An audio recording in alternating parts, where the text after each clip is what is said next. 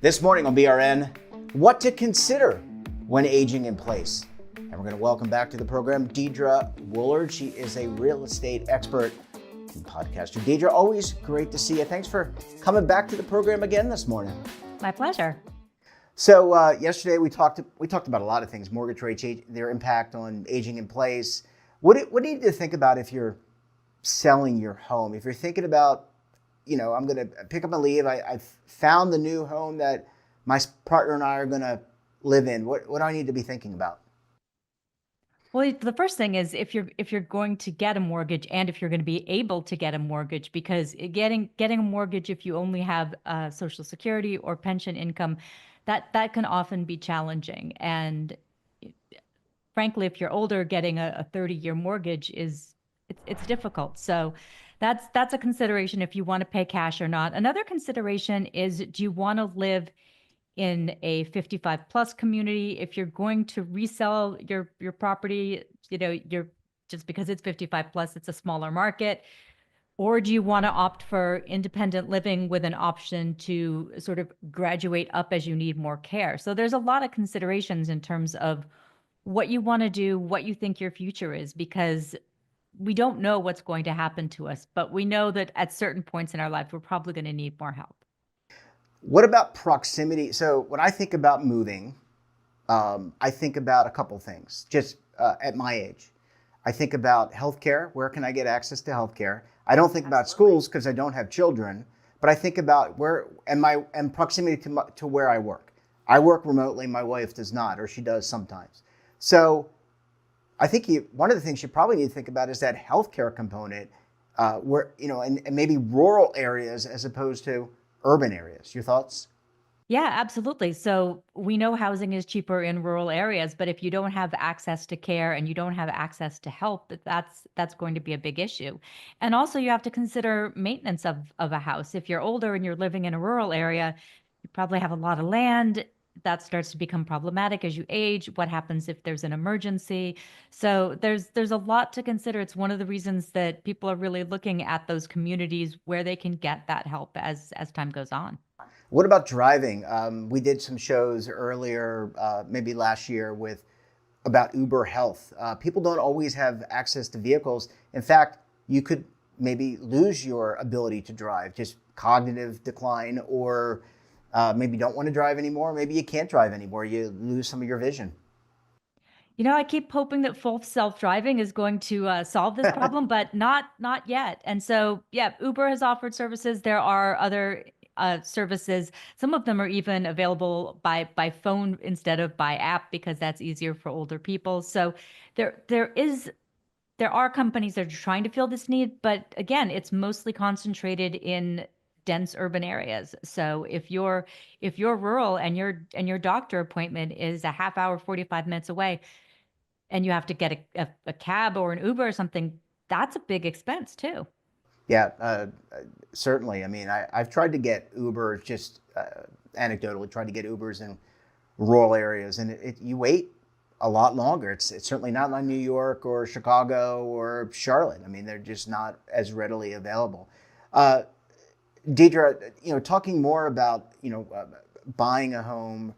You mentioned real estate and mortgage rates.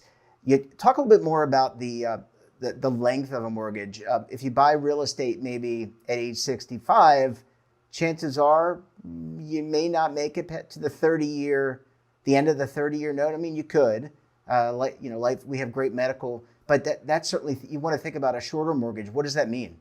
Shorter term Yes, mortgage. What does that mean? Sorry. yeah, statistically, you're probably not going to make it to 95. I mean, we all hope for a good long life, but there's also a difference between lifespan and health span. So, at some point if you're lived to be 95, you may not be living till 95 in your house. So if you're making this kind of decision, I think it's important to figure out what you're going to want to do with the house. I mean, if you get a 15-year mortgage, that's great. But additionally, you want to figure out if when you pass away, who gets your house, or do you want to sell your house ahead of that, and make other decisions, or put it in a trust with somebody else, or put a child on the deed, put a friend on the deed.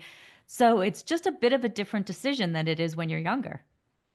Deidre, what about I feel like, and I know you're not necessarily the expert in some of these areas, but I feel like you have a lot of institutional knowledge, and this is why I'm asking you. I'm not trying to trick you, just so you know. We're friends anyway, so you know you're not going to yell at me.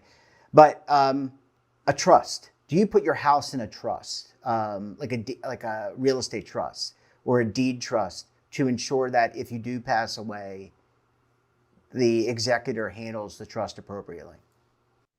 It's an option.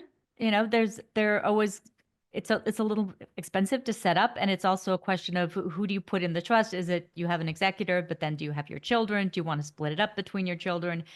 If you do you want that equally? Who does it go to, or do you want it to be sold and proceeds donated to your favorite charity? So yes, it can absolutely be a good decision. The most important part is deciding what you want. Then everything else, all the little like trust versus putting someone on the deed, all that stuff will figure itself out, and you can talk to professionals about that. But first step is figuring out, really contemplating what your future could look like and which path you want to take. And who would I talk to? Is that a real estate agent? Are there experts in this area that can help a family figure out what is ideal? I mean, you can certainly use Dr. Google, right, and list out the pros and cons, but there's got to be somebody out there with experience in helping people transition to the next best residence for their lifestyle. There absolutely are. There's certified financial planners, there's estate planners. There are also services like Caring Transitions that will actually move you physically, like help you pack up your stuff, auction off what you're getting rid of. So there are absolutely services. There's the thing that I've noticed, and it's one of the things I think about in terms of like filling the needs of a marketplace, is there's not a comprehensive solution. So if you're like me in the sandwich generation and something happens to your parents, you're having to pull in experts from all of these different areas. So especially if you haven't hit Medicare age yet, you don't know all the rules about Medicare, all the rules about Social Security. There's so much to learn as we age and as our parents age. Yeah. Let me ask you about fraud. I'm not accusing you of fraud. Let me ask you about the as we get older, we become more subjected to phishing, unsolicited emails about real estate. There is an industry, a cottage industry, I don't know what you call it, of ne'er-do-wells that are targeting this population with unsolicited real estate offers, etc. You really need to be vigilant. Your families need to be vigilant. Absolutely. The Ohio Department of Commerce, they recently issued this consumer alert about wholesaling. So wholesaling, that's when an investor gets a homeowner to sell their house, usually for way less than market rate, turn the contract over to the other investor for a higher price, and then they put the profit in their pockets. Good way to make money fast. But the problem is, older people, they might not know the value of their home. They may not know, they're not keeping track of what's happening in their market.